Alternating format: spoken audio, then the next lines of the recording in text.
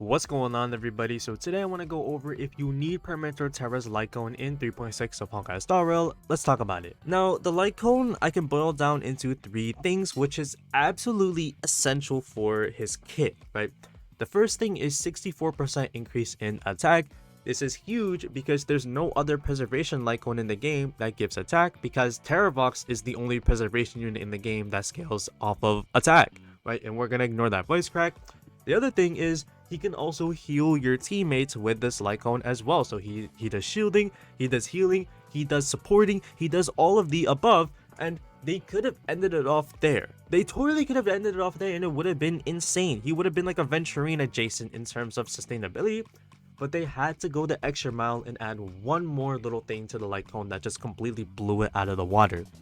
Now the last thing is your team gets a 24% increase in overall damage from the heals, which means there's essentially 100% uptime with this buff. And that may not seem like that much at S1, but with the other buffs that your teammates will give your DPS, this will add up. Imagine normally with Finon you're doing 1 million damage in the end game with him, right? You know, every time you do the little bounce, you do 1 million damage, right?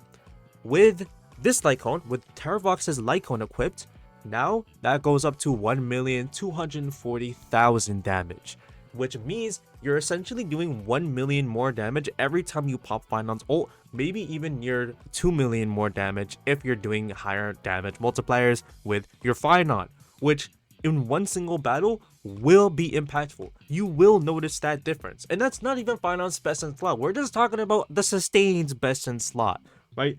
It is an absolutely insane light cone. And the best part about it is Terravox is a sustain. He's not a DPS, which means that he has a lot of longevity. Because people talk about power creep in Honkai Star Rail. Are there, is there power creep with DPSs? Yeah. Is there power creep with supports? Yeah, but not nearly as much as with the DPSs. It's a lot more tame. You can still use E0 S0 Run Mei. You can still use E0 S1 Sparkle. Is there power creep with sustains though? No. Because all of them do vastly different things. If we're talking about the 1.0 sustains, they're cooked. You're not running Japard, you're not running Bailu, you're not running Natasha, right? But starting in 1.1, these sustains can work. Luocha, phenomenal sustain. Lingsha, great for super break teams. Ho-Ho, great for energy regen. Aventurine, great for just keeping your team alive. Hyacinth, great for HP drain team comps, right? These different sustains that we have in game all do different things, right? But at the end of the day, they will cleanse and they will keep your team alive, and Terravox is no different. Now, is this light cone worth it at the end of the day for Terravox? Yeah, I mean 100%. Like I said, sustains do not get power crept. You can still use Luocha and Lingsha as your only two sustains, and you will stay alive in the endgame if you're not running sustainless, and even if you don't have Casterus to proc the global passive, which I don't have Casterus, and I'm still getting by with older sustains just fine. Now, with Permansor Terrae, a lot of people are complaining how there's no alternative light cone option for him. And while that is true, there are still some light cones that you can give him because you might as well run a light cone on him. The first one is going to be a regular 5-star light cone with high base attack. You can run like a Herda Shop light cone or a standard 5-star light cone, but if you really wanted some high base attack, you could give him a limited 5-star light cone. That's going to be what has the highest amount of base attack, although I wouldn't really recommend that in case you want to use your older units who still run those light cones. But the other option, which is definitely viable too, I don't know if it'll be better though, is Japard's light cone. Now, this one gives defense, which is completely useless, but it does have increased aggro for Permansor Terrae.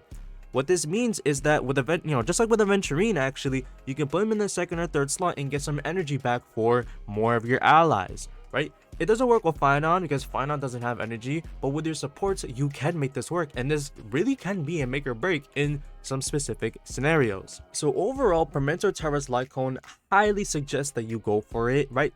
If you like Dan Heng or Terravox, right, if you just like the character and you're worried about the light cone, right, you may think you're going to waste your pulls. You're not, right? You will not waste your pulls at all. It is a phenomenal light cone to have, but there's only one issue with getting the light cone, and this is the one reason why I'm skipping the light cone. Otherwise, genuinely, I would have gotten it. The only thing is future characters, because the banner right after Terravox is going to be Cyrene, right?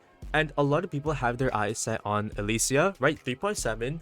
And you may not be able to get both the Lycone and Elysia at the same time, right? They're back-to-back banners. So, you know, it's a gacha game. You have to pick and choose, right? You need priorities, and that's the main thing. You may want Cyrene, right? You may want her E0S1, E0S0, E2S1. Don't really know. But there's other banners in 3.7 as well. We're due for a Rappa rerun because she came out in 2.6 and has not had a rerun ever since. Now, that seems, it seems kind of random until you realize 3.8 is going to have our first Super Break support since version 2.7, right? What this means is that Firefly, who will be getting buffed really soon, and Rappa are going to skyrocket in the meta for a little bit. They're not going to come out with Caceres, or not Caceres, and they're not going to come out with Constants for fun, right? They're going to make our already existing Super Break DPSs better, right? And I think this does apply to Boot Hill as well, but I could be wrong on that, right? Don't really know. But regardless, you may want these different characters. You may want E0S1 for somebody else. So if you are, if you have your eyes set on Cyrene, you could wait until Permansor Terrae's rerun before you get the Lycone. That's what I'm strongly considering for myself right now. I definitely want to get the Lycone, and for most people, I think this might honestly be the best outcome.